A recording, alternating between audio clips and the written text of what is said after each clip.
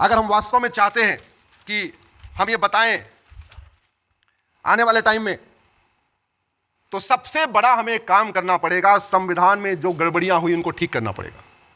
हमें बड़ी खुशी है कि 25 जून को, अब से 5 दिन पहले, संसद में एक प्रस्ताव आया है कि वो इमरजेंसी इल्लीगल थी। आया ना प्रस्ताव? लेकिन उस प्रस्ताव से जमीन पे कोई बदलाव नहीं आएगा। वो प्रस्ताव का प्रस्ताव है। जमीन पे तब बदलाव आएगा जब एक और प्रस्ताव आए कि उस इमरजेंसी के दौरान जितने संविधान में संशोधन हुए और जितने कानून बनाए गए वो सारे बेकार हैं, वो सारे खत्म हो जाएंगे। तब बदलाव आएगा। केवल इमरजेंसी को काला दिन, काला इतिहास बताने से कोई बदलाव नहीं आने वाला। वो केवल एक एकेडमिक डिबेट रहेगी। बदलाव तब आएगा जब इमरजेंसी के दौरान जो गड़बड़ी की गई संविधान में, संविधान का बेसिक स्ट्रक्चर बदला गया, उसको ठीक किया जाएगा। हम लोग ये 2-3 मंजिले मकान में बैठे हुए, या आश्रम में बैठे हुए, हम ऊपर के स्ट्रक्चर पे तो बदलाव कर सकते हैं। चलो ठीक है, ये ऑडिटोरियम है, कल को यहां ऑफिस बना दें। जहां किचन है वहां ऑफिस बना दें, ये कर सकते हैं। क्या हम इस स्ट्रक्चर की फाउंडेशन को चेंज कर सकते हैं? क्या जोर से बोलिए जरा। नहीं। ऐसे ही भारत का संविधान में आप संशोधन कर सकते हैं, संविधान के बेसिक स्ट्रक्चर में आप बदलाव नहीं कर सकते। और संविधान का बेसिक स्ट्रक्चर क्या? उसको प्रीएम्बल कहते हैं। इस इमरजेंसी के दौरान संविधान का बेसिक स्ट्रक्चर बदल दिया गया, और जिन लोगों ने बेसिक स्ट्रक्चर बदला वो आज संविधान बचाने की दुहाई दे रहे। केवल इमरजेंसी को काला अध्याय बताने से कोई फर्क नहीं पड़ेगा। फर्क तब पड़ेगा जब इमरजेंसी के दौरान जो संविधान का बेसिक स्ट्रक्चर बदला गया, प्रीएम्बल बदला गया, जो सेकुलर शब्द जोड़ा गया, उसको निकाल दिया जाए, तब फर्क पड़ेगा। इसको हमने सुप्रीम कोर्ट में चैलेंज किया है, मैंने चैलेंज किया है, विष्णु शंकर जैन जी ने चैलेंज किया हुआ है। और यह बदलना क्यों जरूरी है सुरेश जी? 13 दिसंबर 1946 को प्रीएम्बल पे चर्चा हुई, 22 जनवरी 1947 को फिर प्रीएम्बल पे चर्चा हुई, और एक मत से प्रीएम्बल पास हो गया। और यह कहा गया प्रीएम्बल बदला नहीं जाएगा, प्रीएम्बल हमारा बेसिक स्ट्रक्चर है, प्रीएम्बल हमारा गोल्डन गोल है। प्रीएम्बल को अचीव करने के लिए संविधान में जो बदलाव करना है करना, प्रीएम्बल को नहीं बदलेंगे। 15 नवंबर 1948 को प्रोफेसर केटी शाह ने एक अमेंडमेंट मूव किया प्रीएम्बल में सेकुलर शब्द जोड़ने के लिए, वो रिजेक्ट हुआ। 3 दिसंबर 1948 को प्रोफेसर केटी शाह ने दोबारा एक अमेंडमेंट मूव किया सेकुलर शब्द जोड़ने के लिए, वो रिजेक्ट हुआ। 6 दिसंबर 1948 को लोकनाथ मिश्रा ने कहा यह प्रीएम्बल बहुत खतरनाक है, यह भारत का कॉन्सेप्ट नहीं है, यह बिल्कुल नहीं जोड़ना चाहिए। 17 अक्टूबर 1949 को फिर से प्रीएम्बल पे एक अमेंडमेंट आया, वो रिजेक्ट हुआ। यानी 3 बार सेकुलर शब्द को संविधान सभा ने रिजेक्ट किया था, तब हमारा यह प्रीएम्बल बना था। 26 नवंबर 1949 को संविधान स्वीकार हुआ, उसके बाद हमारा रिपब्लिक डे मनाते हैं। 1946 में 7 में गोलकनाथ केस में सुप्रीम कोर्ट ने कहा कि प्रीएम्बल संविधान का बेसिक स्ट्रक्चर, इसको बदल नहीं सकते। 1971 में, उसके बाद 1973 में केशवानंद भारती केस में भी सुप्रीम कोर्ट ने कहा प्रीएम्बल बेसिक स्ट्रक्चर है और कोई भी सरकार बेसिक स्ट्रक्चर को बदल नहीं सकती। इसके बावजूद 76 में इसको बदला गया। तो मेरा यह मानना है कि हम सबको मिलकर मांग करना चाहिए कि जब इमरजेंसी गलत है तो इमरजेंसी के दौरान किए गए कार्य भी गलत हैं, उन कार्यों को वापस लेना चाहिए। लेना चाहिए, नहीं लेना चाहिए? लेना चाहिए। हम जिन चीजों को लेकर चल रहे हैं, हम जो हमारा लक्ष्य है, उसमें जो सबसे बड़ी बाधा है वो गुलामी की सोच है। और गुलामी कितनी हावी है सुरेश जी, अभी आप जिस एयरपोर्ट से आए होंगे उसमें आपने देखे लिखा होगा वीटी। आप लोग कभी फ्लाइट पे चढ़िएगा, देखिए हर फ्लाइट पे लिखा रहता है वीटी। जानते वीटी मतलब? Victoria territory. आप जरा सोचिए, हम कभी कभी हमारे चीजों के सामने से चीजें गुजरती हैं, हम उसको नोटिस नहीं करते।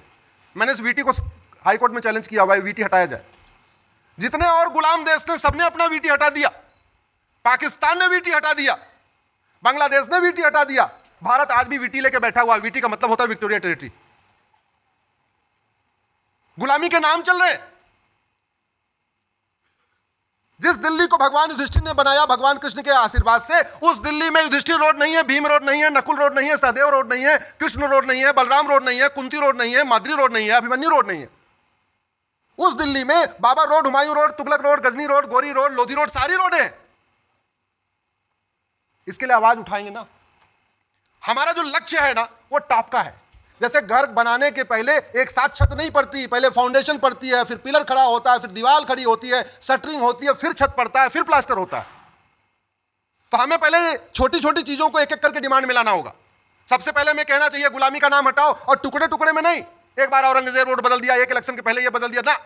एक भारतीय नामकरण संहिता बनाओ, एक साथ पूरे देश के गुलामी के नामों को बदलो। मैंने पीआईएल फाइल किया था, लेकिन सुप्रीम कोर्ट के जज साहब को बहुत मिर्ची लग गई, जस्टिस जोसेफ को। बोले इससे तो देश उबल जाएगा। हमने देश क्यों उबल जाएगा? अरे जिन वैसी दरिंदों ने हमारे माताओं बहनों का बलात्कार किया, जिन वैसी दरिंदों ने हमारे पूर्वजों की हत्या किया, उनके नाम पे सड़क मोहल्ले गलियां क्यों होनी चाहिए? हम स्वतंत्र हो चुके हैं, हम संप्रभु हो चुके हैं, उनके नाम पे क्यों होनी चाहिए? हमें सबसे पहले उसके बाद मांगना चाहिए कि सारे गुलामी के निशान हटाओ।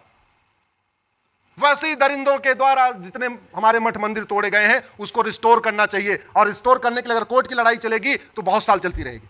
पहले डिस्ट्रिक्ट कोर्ट में मुकदमा चलेगा, फिर हाई कोर्ट में मुकदमा चलेगा, फिर सुप्रीम कोर्ट में मुकदमा चलेगा, एक बार भोजशाला का चलेगा, एक बार भद्रकाली का चलेगा, एक बार मथुरा का चलेगा, एक बार यहां नहीं। एक भारतीय धरोहर संहिता बनाइए, एक साथ एक उसमें कमीशन बनाइए, भारतीय धरोहर आयोग बनाइए, उसमें एक्सपर्ट रख दीजिए, जज को रखिए, हर तबके से लोगों को रखिए, उसके बाद आइडेंटिफाई करिए कि भाई मुगल काल में इतने इतने मठ मंदिर तोड़े गए थे। एक कानून लाइए, जैसे प्लेस ऑफ वर्शिप एक्ट आया था वैसे एक भारतीय धरोहर संहिता बनाइए, एक साथ सबको रिस्टोर कर लीजिए, खत्म बात हो गई। कोर्ट के जरिए कितना लड़ते रहेंगे?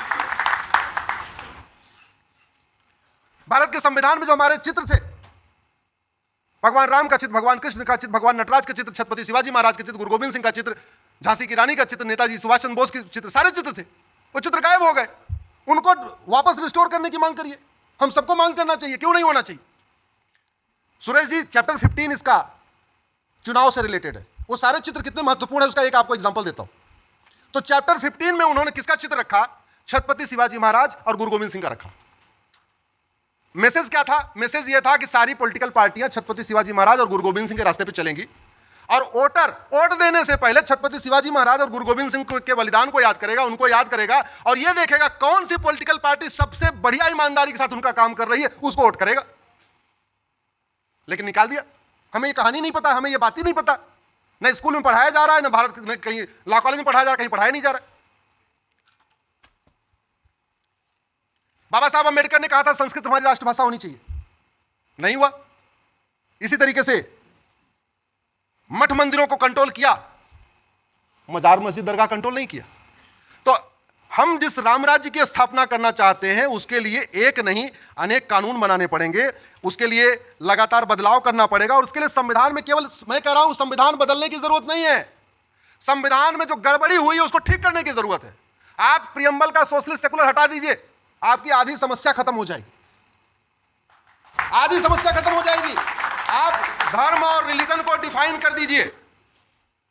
3 काम महत्वपूर्ण करने की जरूरत है। पहला, धर्म को डिफाइन करने की जरूरत है, धर्म है क्या, और रिलीजन को डिफाइन करने की जरूरत है। और सुरेश जी, एक सिटीजनशिप कोड बनाने की जरूरत है, नागरिकता कानून बनाने की जरूरत है। साफ साफ लिखा होना चाहिए, जो संविधान को नहीं मानेगा उसको भारतीय नागरिकता नहीं मिलेगी।